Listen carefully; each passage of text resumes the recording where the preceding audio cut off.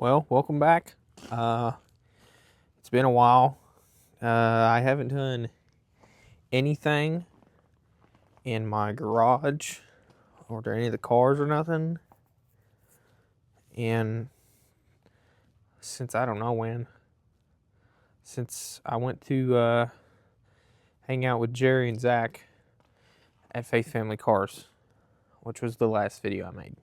So, it is January 1st, and I've been wanting to make a video talking about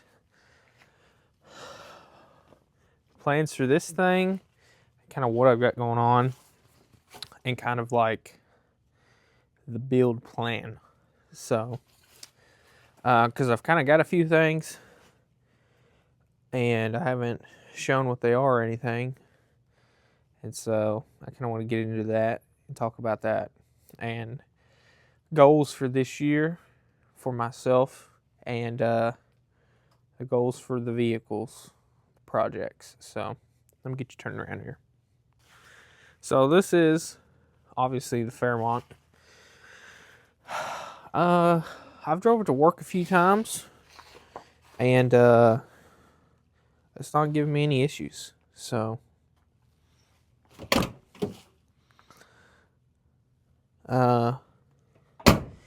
the plans for this thing over the winter, I need to change the oil yet, and I plan on putting some new belts on the motor, and if I can drive it a little bit more, I might like if I get a few days to drive it, I might flush or change the transmission fluid again, and just because I know it's probably pretty bad still. I'll put in a clip right now of what it looked like whenever I changed them.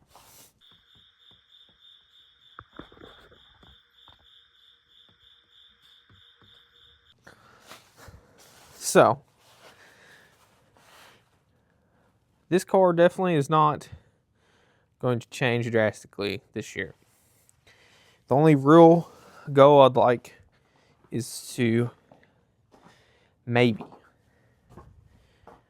5-lug swap it and get an 8.8 in the rear. But I don't have an 8.8.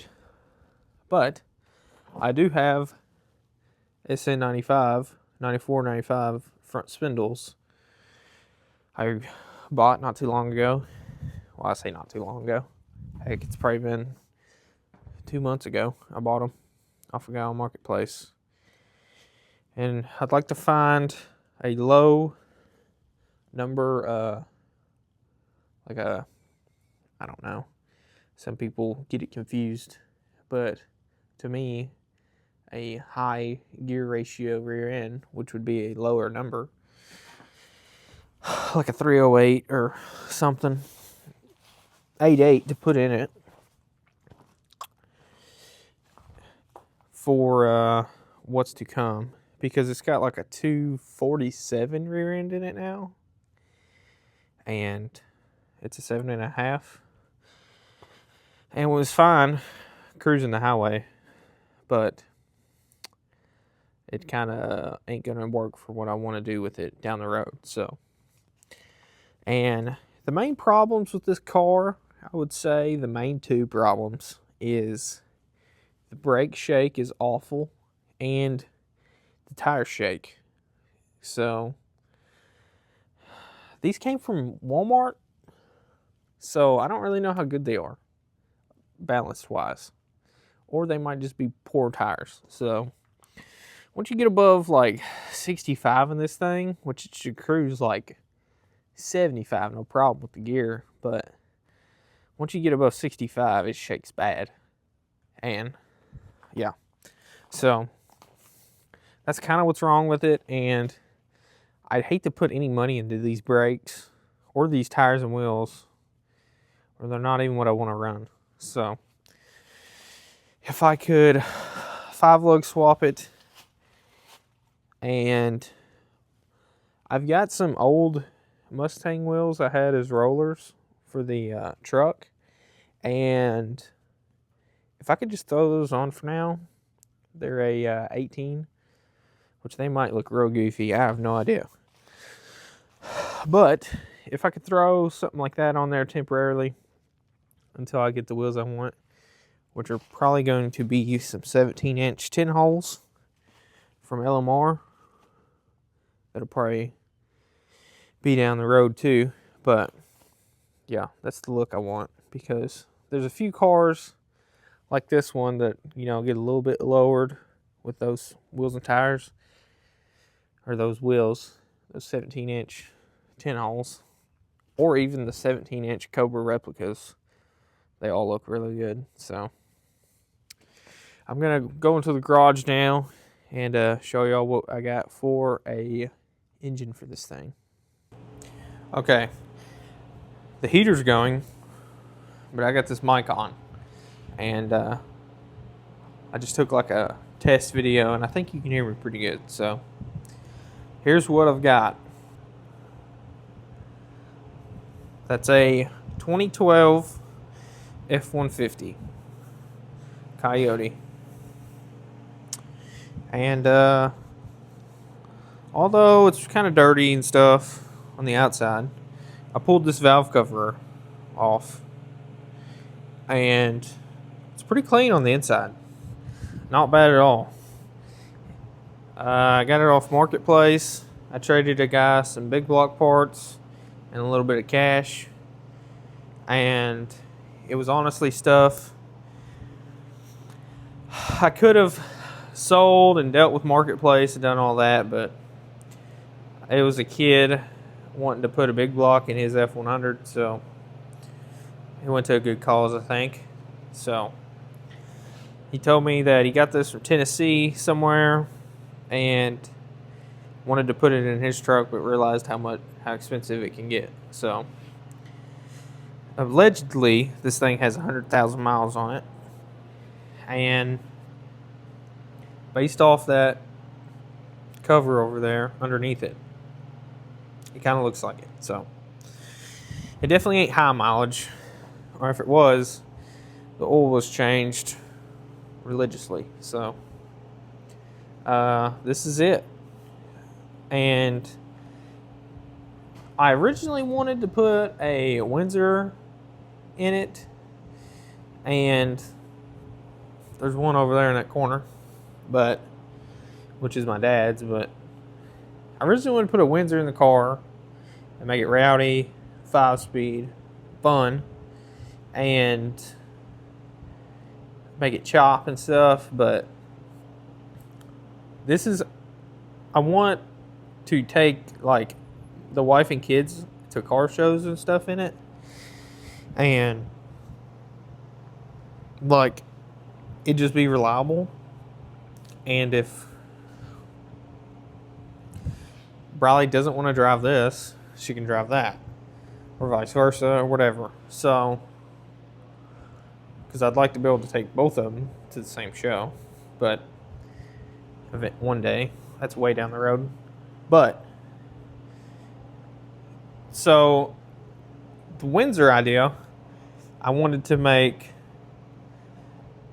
my idea is like, because I compare it to this thing, is if you can make 500 at the flywheel, which is about 400 to the tire, that's perfect for like a street car.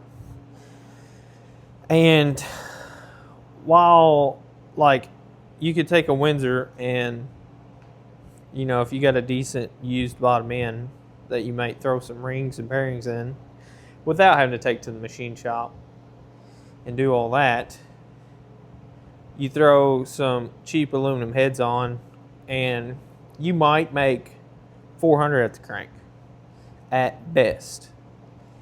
And people might argue that that's wrong. You can make more than that. Well, I'm saying cheap heads because if you go getting decent heads, you're going to be spending $2,600 on a set of heads. And just heads. And that's not including your intake, your carb, your Fox body swap, oil pan, and pickup and all that. Your ignition, because whether you run an MSD, a whatever, a Petronics, you're going to spend like $500-$600 on ignition too. So I priced out a Windsor that I know will make $400 to $450 to the rear tire, and basically, roughly, because you're going to need at least a 351 with flat tops to get the compression up to around 10 to 1. You're going to need a good cylinder head, which is, to me, a trick flow or an AFR. You're going to need it machined to balance the rotating assembly, at least. And which you're going to have the block machined at that point, more than likely. Unless you just find used something off Marketplace or whatever. So, pricing that out, just the engine, top to bottom, the way you get a Coyote like this was going to be around like $8,500, and then if you spent the money and did a 408, which would make like $500 to the back tires, I would say, you're going to be spending like $11,000 on just the engine, because parts ain't cheap. I don't care what anyone says. Price it out and tell me I'm wrong, because I've priced literally everything out. And so, and that was like on the cheaper side of the machine work and all that. And like, yeah, you can get budget heads, but I had budget heads on my big block that was in this thing, and I've already been down that nightmare. So you get what you pay for. So, and you also get, it don't matter what manufacturer it is, they have problems. So, versus buying an engine that has 100,000 miles on it, you know is good. So, that's the main reason. Because I just don't want to deal with the headache of, parts failing. Because that's all that happened on the big block in this thing. So, this was, I'm going to say I got roughly $700-$800 in this thing. So, for $800, and all I need is a control pack, and I could run it the way it is, other than like what I plan on for the belt drive setup. So,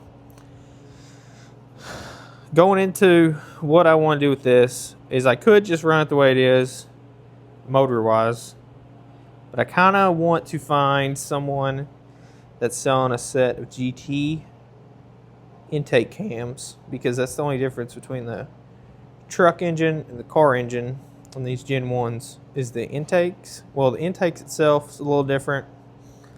I don't know if that matters a whole lot, but the intake cams give you that broader RPM range. So,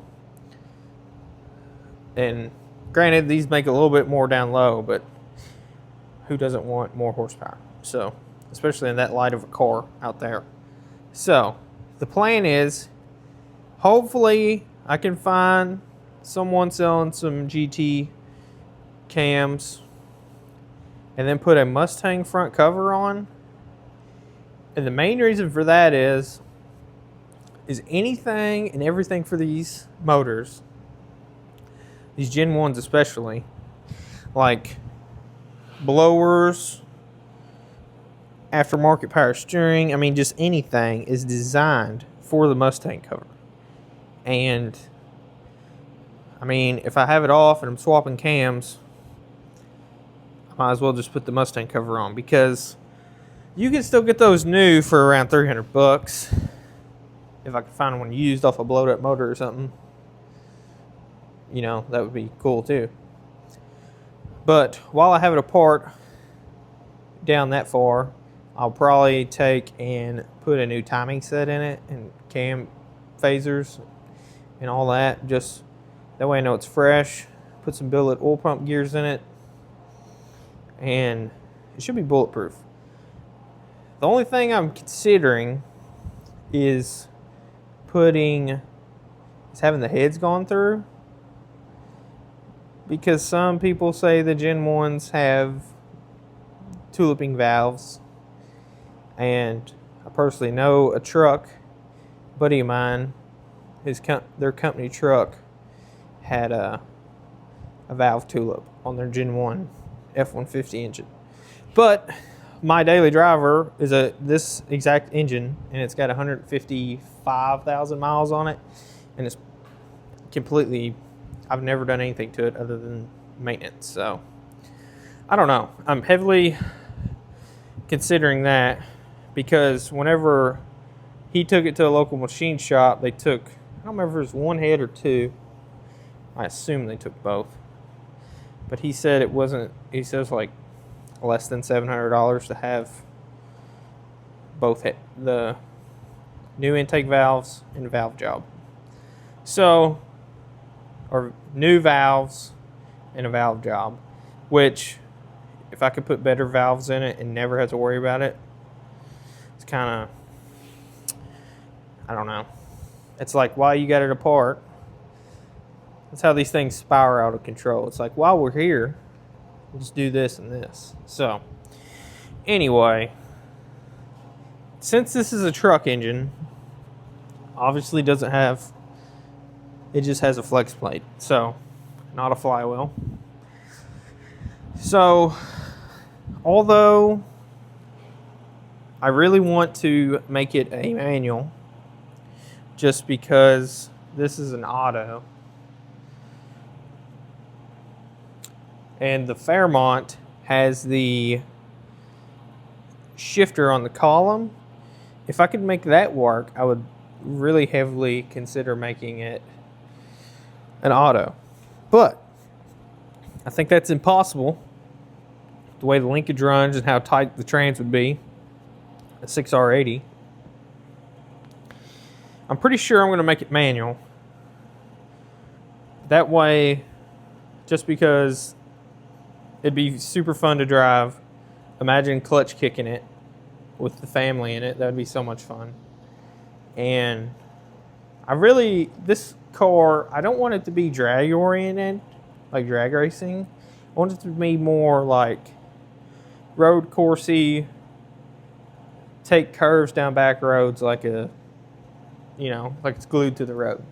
So that's why I'm thinking manual.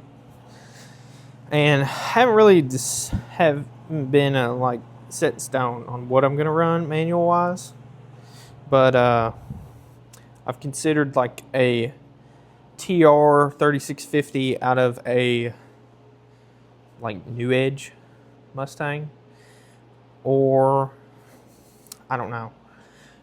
I got to figure it out, because I need to talk to like Hanlon Motorsports and see if like what the cost is to rebuild one, because I mean, you get one off Marketplace for, let's say I spend $500 on one. Well, what if I got to spend $1,200 to rebuild it if it's, something's wrong with it, or even more? So that's why I got to figure it out, because if I got to have like $1,800 tied up into one, I'd rather have a TKX and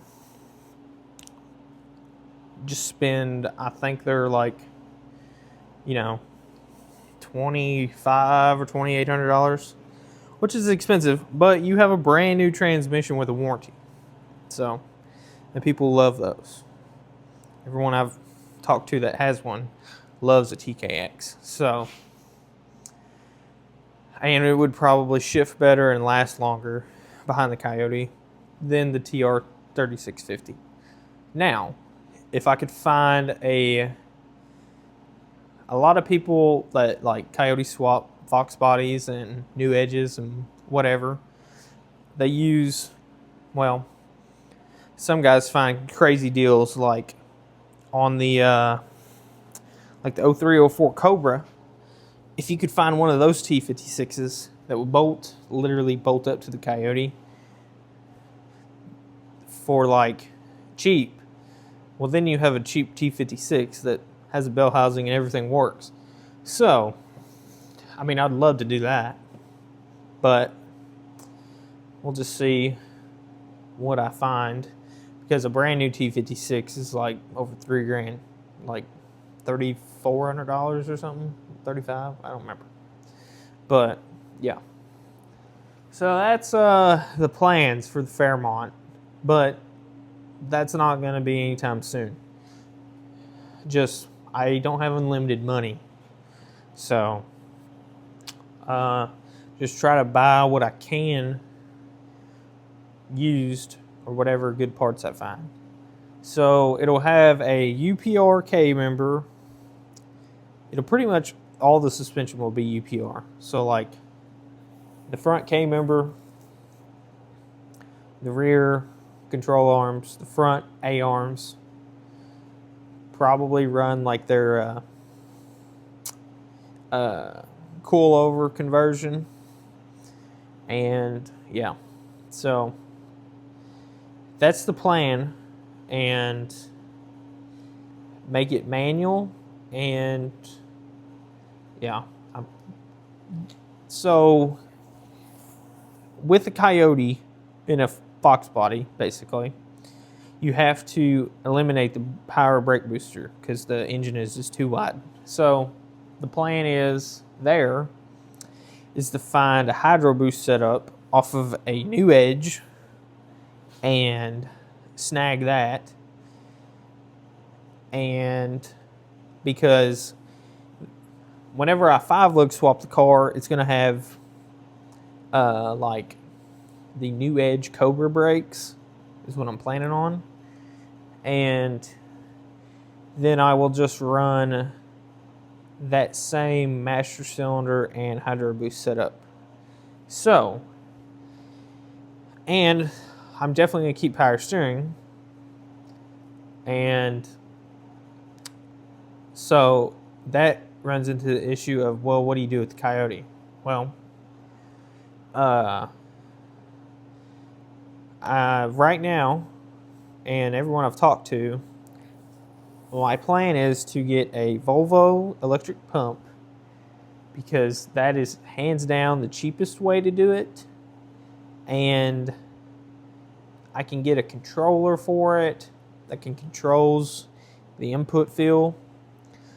So I think that's definitely the way to go, because I don't want to, I just, like, for instance, this truck, although I'm not crazy about how the electric power steering feels, because it's very tight feeling. I love that the Coyote accessory drive is not touched. It's all factory, and that's what I want. I don't want some goofy belt drive that slings belts or something. It doesn't line up. Like, I just want to leave it alone. I just want to have an AC compressor and an alternator. So that's the reason why I want to go Volvo pump. And then the AC, I don't know. I really got to think about that. And so some guys have swapped in vintage air off of a Mustang into these early Fairmonts. And I don't know if I want to do that. I almost, because it has factory AC, and it might not be as good as vintage air, like as far as how hard it blows and whatnot, but if I can just, a lot of people, there's some people I've seen just bolt on like a new edge AC compressor for a 4.6, and that AC compressor works with the factory AC setup. So that kind of makes me want to do that and at least try that before, you know, dropping $2,000 on vintage air. So that would be nice. I went hog wild with this thing just because it's never going anywhere and it's my baby. And the Fairmont, I want to keep more of a tight budget on. Although, because I seen one guy, I'm trying to think of what his YouTube is. I don't know. I might put it right here if I remember. He, like, if you just look up on YouTube, like, budget coyote swap in 7 days, he done it. He bought a Gen 1 motor, or Gen 1 truck, the whole truck, wrecked off Copart, parted out the truck, and kept the engine and trans. Granted, it's automatic. And he had that thing running and driving in a Fox body because he sold all of his old parts. Granted, he cut down his own wiring harness. That seems like a pretty tall order, but I'm definitely not trying that, especially since I don't have one. It would be a waste of time for me to try to dig out a harness. But he cut down everything, done it all himself, and I think he did get it done in like 7 or 8 days.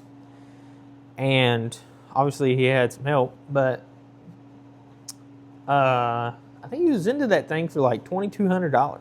So I'm obviously not going to get done that cheap because I need a control pack. Because I don't have a pedal, like the gas pedal. I don't have the computer harness. And unless I just found someone basically giving one away, if I like pulled it out of a wreck car, that'd be different. But like,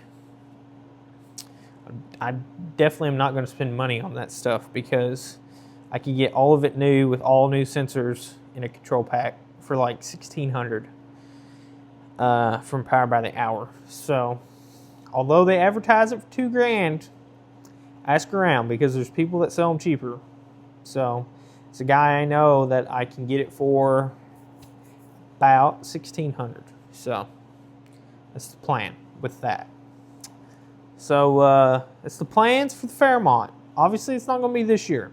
This year, I would just like to maybe 5-lug swap it and make it reliable. And I'll probably try to fix the AC in it that's in it now. So, I'm just going to start hoarding parts. So, if anyone watching this near Kentucky has an 8.8 out of a Fox body, it doesn't even have to be 5-lug swapped. I'll take an 8.8. Let me know for cheap because Marketplace is dead with them. So I can't find any around here. So the plans for this old girl this year, although not much, I would really like sometime this year get a seat for it. Although I'd like to do door panels and a seat. I don't know if I can do both, but definitely a seat. I'm looking for a 90s OBS seat that's cloth that has the contours in it a little bit. Those are really nice seats. So if I could find one with good foam in it that I could just have recovered, that'd be pretty sweet. But right now, what I'm about to start on, that is one of my rear shocks. So it just ripped this bad boy off the rear end because I tried to put them at the factory angle that they were at, and I measured it all out from like the factory rear. I was stupid. I left the factory rear end in the truck, and then had the quick performance housing mocking it up outside the truck, obviously, and was just measuring everything, and that's how I put those on. Well, once I put them on and put these shock extensions on, it kind of threw this all in a bind. And what I didn't consider was I was measuring this thing without the Coyote in it. And what happened was I had to put pinion shims in after the Coyote got put in because it had a vibration. Once I put pinion shims in it, it shortened, it brought the shock closer, and so it took away my travel. And whenever it was all said and done, the travel was like an inch. And it should have been about like at least, 2 to 3 inches. So that, which they was kind of in a bind whenever I put them on, but I had the rear end sagging down. And once I raised the rear end up, it looked way better. Like the bushings didn't look turned. And so I was like, well, maybe it'll be fine. And then I didn't have hardly any travel. And I think what happened is between being in a bind and I probably hit a bump or something, bottomed the shock out, blew this off. So luckily, saved the shock. Shock's okay, thank God. Those are expensive. And I got new brackets I'm going to weld on the rear end. So that's pretty much it. So, like I said, this year I'd love to put a seat in it sometime. But yeah, another baby on the way. It's not a main priority, but if I find a seat on Marketplace, I'm going to snag it. So, and then I'd like to have it recovered in a plaid like this. But trying to find a plaid like that is pretty tough. But I'm really thinking about changing up the color of the interior. Although my dash pad is perfect, I'd really like it to have a darker brown seat in it instead of this like buckskin. So that's the plans for this thing. And maybe work on the steering column because it robes. And that drives me absolutely bonkers. So that's another thing. That's like, well, it's not broke, but it is annoying. Kind of like the seat. It's not really broke. It's just annoying the way it rides. So I'm going to get up, jack this thing up, and tackle the shocks. So the shock mounts. Get them nice and happy. Yeah. So that'll probably do it for now. I'm going to spend some time cleaning my garage before I start tackling that. Let